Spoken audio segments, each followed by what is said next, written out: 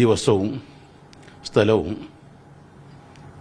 14-ന് ശനിയാഴ്ച 4 മണിക്ക് കോട്ടക്കൽ ബഹ്റുൽ ഉലൂം ഗുരുസാഗരം പണ്ഡിത നേതൃവര്യർ ആ അനുഗ്രഹീത നഗരിൽ നടക്കുന്നതാണ്.